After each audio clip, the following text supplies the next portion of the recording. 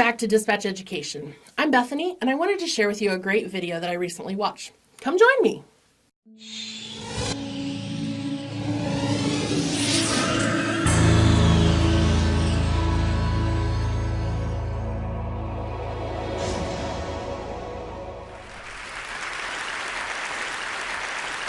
When I was 7 years old and my sister was just 5 years old, we were playing on top of a bunk bed. I was 2 years older than my sister at the time. I mean, I'm 2 years older than her now, but at the time that meant she had to do everything that I wanted to do, and I wanted to play war. So we were up on top of our bunk beds, and on one side of the bunk bed I had put out all my G.I. Joe soldiers and weaponry, and on the other side were all my sister's Milos and ponies and ready for a cavalry charge. There are differing accounts of what actually happened that afternoon, but since my sister is not here with us today, let me tell you the true story. Which is my sister is a little bit on the clumsy side, and somehow, without any help or push from her older brother at all, suddenly Amy disappeared off of the top of the bunk bed and landed with this crash on the floor. And I nervously peered over the side of the bed to see what had befallen my fallen sister, and saw that she had landed painfully on her hands and knees on all fours on the ground. I was nervous because my parents had charged me with making sure that my sister and I played as safely and as quietly as possible. And seeing as how I had accidentally broken Amy's arm just 1 week before,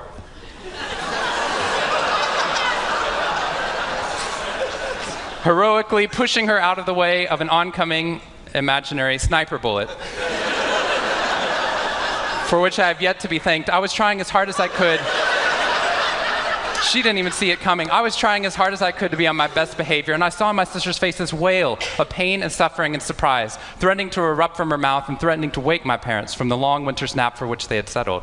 So I did the only thing my little frantic 7-year-old brain could think to do to avert this tragedy. If you have children, you've seen this hundreds of times before. I said, Amy, wait, don't cry, don't cry. Did you see how you landed? No human lands on all fours like that. Amy, I think this means you're a unicorn. Now that was cheating, because there's nothing in the world my sister would want more than not to be Amy the hurt 5-year-old little sister, but Amy the special unicorn. Of course, this was an option that was open to her brain at no point in the past, and you could see on my poor, manipulated sister's face conflict, as her little brain attempted to devote resources to feeling the pain and suffering surprise she just experienced, or contemplating her newfound identity as a unicorn.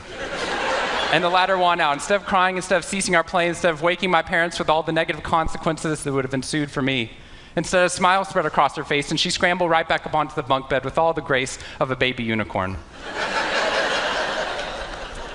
With one broken leg. What we stumbled across at this tender age of just 5 and 7, we had no idea at the time, was something that was going to be at the vanguard of a scientific revolution occurring 2 decades later in the way that we look at the human brain. What we had stumbled across is something called positive psychology, which is the reason that I'm here today and the reason that I wake up every morning. When I first started talking about this research outside of academia, out with companies and schools, the very first thing they said to never do is to start your talk with a graph. The very first thing I wanted to do is start my talk with a graph. This graph looks boring, but this graph is the reason that I get excited and wake up every morning. And this graph doesn't even mean anything. It's fake data. What we found is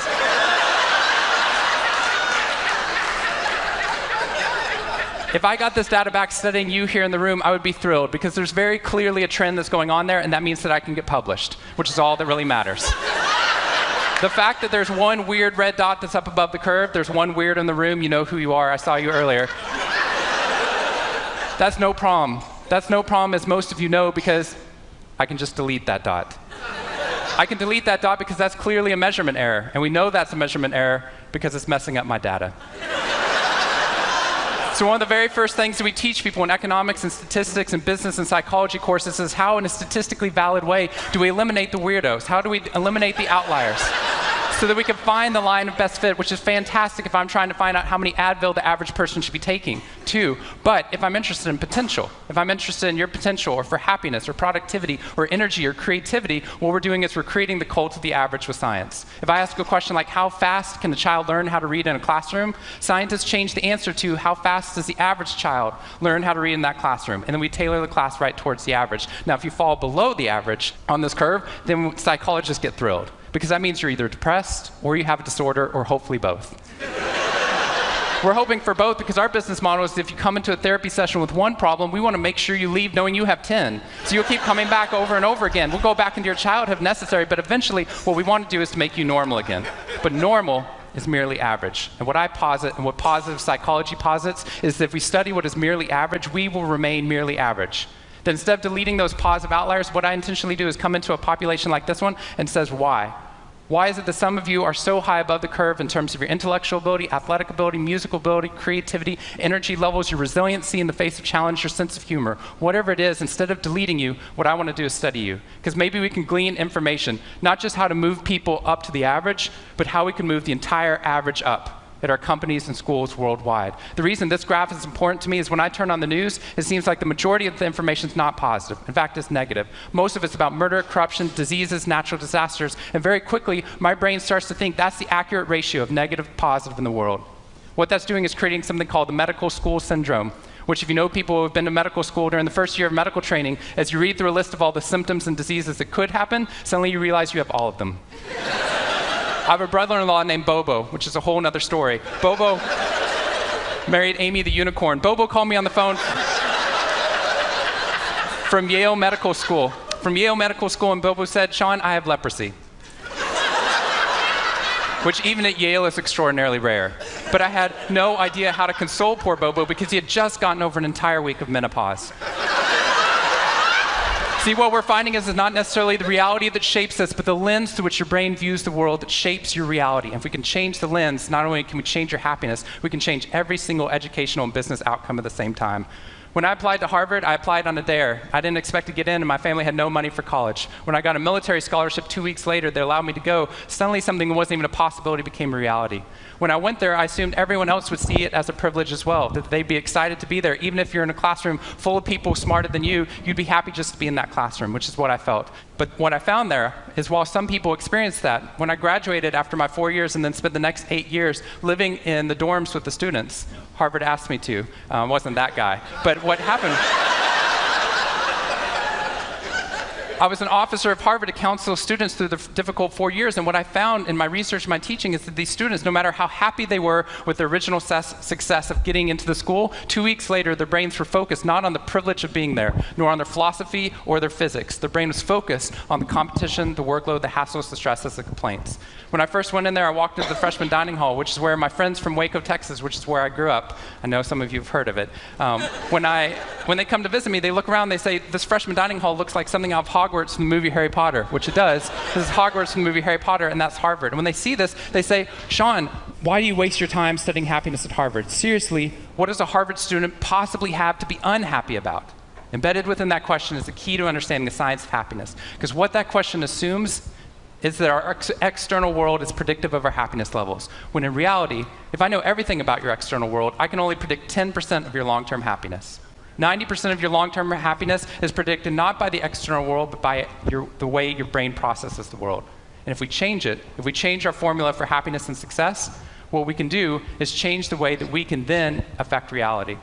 What we found is that only 25% of job successes are predicted by IQ. 75% of job successes are predicted by your optimism levels, your social support, and your ability to see stress as a challenge instead of as a threat. I talked to a boarding school up in New England, probably the most prestigious boarding school, and they said, "We already know that." So every year, instead of just teaching our students, we also have a wellness week, and we're so excited. Monday night, we have the world's leading expert coming in to speak about adolescent depression. Tuesday night is school violence and bullying. Wednesday night's eating disorders. Thursday night is illicit drug use. And Friday night, we're trying to decide between risky sex or happiness. I said that's most people's Friday nights.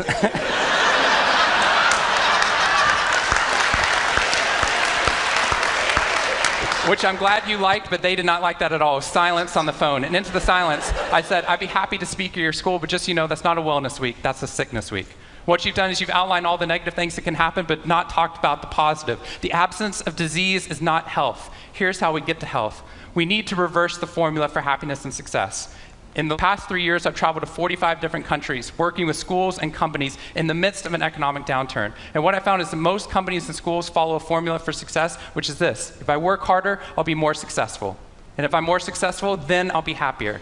That undergirds most of our parenting styles, our managing styles, the way that we motivate our behavior. And the problem is it's scientifically broken and backwards for two reasons. First, every time your brain has a success, you just change the goalpost of what success looked like. You got good grades, now you have to get better grades. You got into a good school, now you have to get a better school. You got a good job, now you have to get a better job. You hit your sales target, we're going to change your sales target. And if happiness is on the opposite side of success, your brain never gets there. What we've done is we've pushed happiness over the cognitive horizon as a society. And that's because we think we have to be successful, then we'll be happier. But the real problem is our brains work in the opposite order. If you can raise somebody's level of positivity in the present, then their brain experiences what we now call a happiness advantage, which is your brain at positive performs significantly better than it does at negative, neutral, or stressed. Your intelligence rises, your creativity rises, your energy levels rise. In fact, what we found is that every single business outcome improves. Your brain at positive is 31% more productive than your brain at negative, neutral, or stressed. You're 37% better at sales. Doctors are 19% faster, more accurate at coming up with the correct diagnosis when positive instead of negative, neutral, or stressed, which means we can reverse the formula. If we can find a way of becoming positive in the present, then our brains work even more successfully as we're able to work harder, faster, and more intelligently. What we need to be able to do is to reverse this formula so we can start to see what our brains are actually capable of. Because dopamine, which floods into your system when you're positive, has two functions. Not only does it make you happier, it turns on all the learning centers in your brain, allowing you to adapt to the world in a different way. We've found that there are ways that you can train your brain to be able to become more positive. In just a 2-minute span of time, done for 21 days in a row, we can actually rewire your brain, allowing your brain to actually work more optimistically and more successfully. We've done these things in research now in every single company that I've worked with, getting them to write down 3 new things that they're grateful for 21 days in a row, 3 new things each day. And at the end of that, their brain starts to retain a pattern of scanning the world not for the negative, but for the positive first. Journaling about one positive experience you've had over the past 24 hours allows your brain to relive it. Exercise teaches your brain that your behavior matters. We find that meditation allows your brain to get over the cultural ADHD that we've been creating by trying to do multiple tasks at once, and allows our brains to focus on the task at hand.